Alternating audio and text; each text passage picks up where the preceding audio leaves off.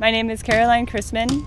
I'm a project coordinator with the Golden Gate National Parks Conservancy, the nonprofit partner to the National Park Service in the Golden Gate National Recreation Area. This year I'm working on a project at Mori Point, and we are building an elevated trail. You can see behind me, it's being built right now. This is the third year of projects at Mori Point. The first year we built a pond for habitat for the California red-legged frog, which is an important food source for the endangered San Francisco garter snake. The second year we worked on trails, and we were trying to make a more defined trail system so that there would be more habitat left undisturbed for wildlife to use. And then this is sort of the culmination of the 3 years, is building the elevated trail that will connect the whole pond area. One of our favorite things is actually being able to find the animals and move them to safety. Yesterday I found a gopher snake in a burrow. It was a beautiful, beautiful snake, and I was able to pick it up and move it into a place where I knew it would be safe. It's basically my favorite part, is when we get to actually interact with the animals.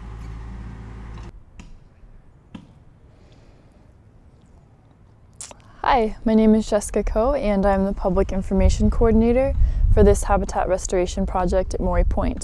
For every project that the Golden Gate National Parks Conservancy does, we have a public outreach component, and I am a part of that public outreach component here at Mori Point.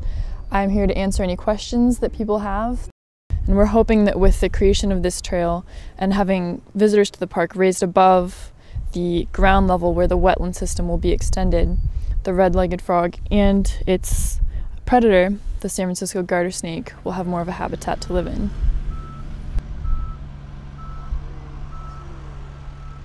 Hi, my name is Chris Perry, and I'm a biological monitor here at Mori Point.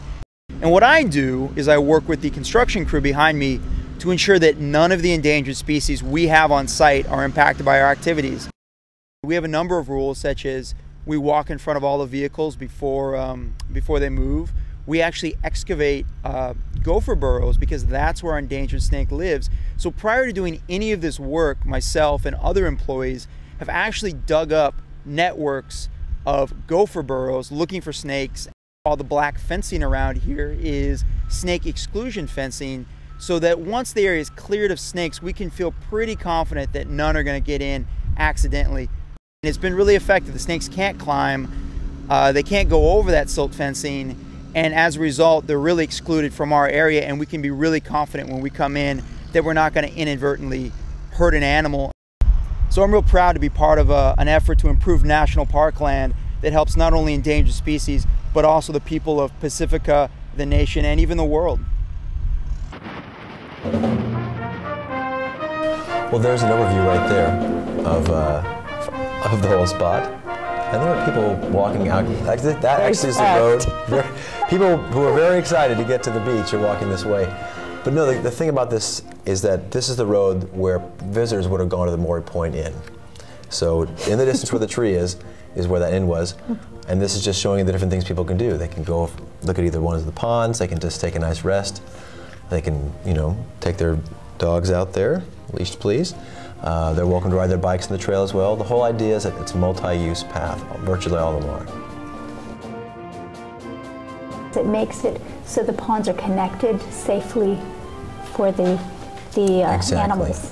Like Mary was saying earlier, that the problem was that snakes were getting in the middle of the road, frogs getting in the road, and the idea was this was a safe way for them to travel between both the ponds. It is accessible, and you can go from the boardwalk up this little spur to the upper pond and really get close up to the water that way.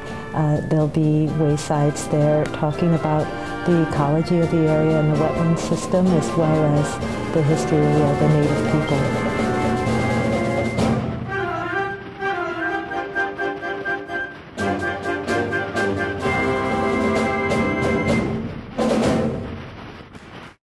Now that we have this fantastic park, how do we protect it? Well, I think in much the same way you protect any park, whether it's a national park or state park. You go there, first of all, and you engage, and you try to get involved with the site, know the history, volunteer at the events. When you're just there to hang out and have a good time, Everybody is welcome there, and everybody has some responsibilities. Hikers should stay on trails, bikers should drive at a reasonable speed, dog walkers have to have the dog on leash. Fishermen are welcome to fish in the ocean, but not the ponds, that kind of thing. The kind of things that you would just generally think, take care.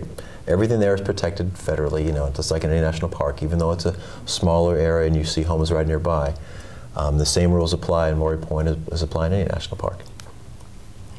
And if you want to volunteer, it's really easy. The Park Stewardship Program is out there 1 or 2 Saturdays every month. Usually the second Saturday of the month. They start at 10, they finish up at 1, but you can come and go as you please.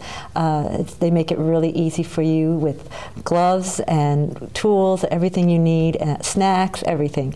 And it's a lot of fun to come and volunteer. You meet a lot of really wonderful people, you learn about the site, and you really can see changes over time. This winter we're looking to plant thousands of plants around the ponds, wetland plants, and also coastal scrub in some areas. There'll be beautifully flowering plants to reward you in the spring. At first it might not look like very much, but if you stay with it, if you're patient, you'll see the changes over time. And I've seen a lot just as being a neighbor here in the past few years.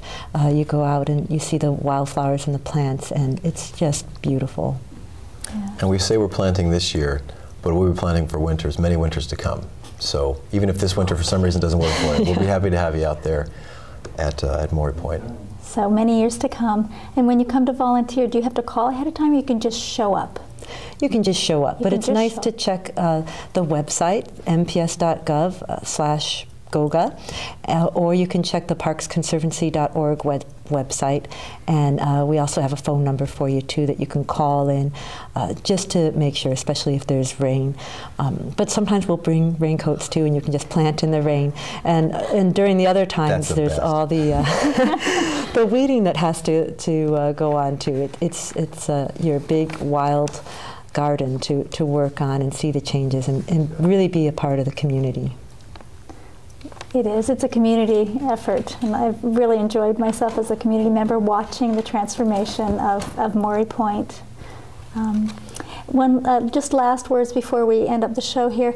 What's the future look like for Mori Point? Is most of the work done now, and we're just, as far as like the major work? Well, the work's going to continue to evolve, but the major projects for now are in place. You're going to see more benches come in on the elevated walkway. You're going to see more interpretive signage about the history of the site.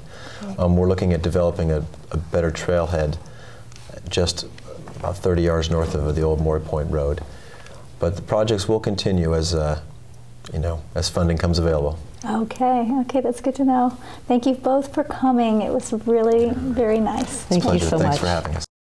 Don't forget, we're on YouTube. Goodbye.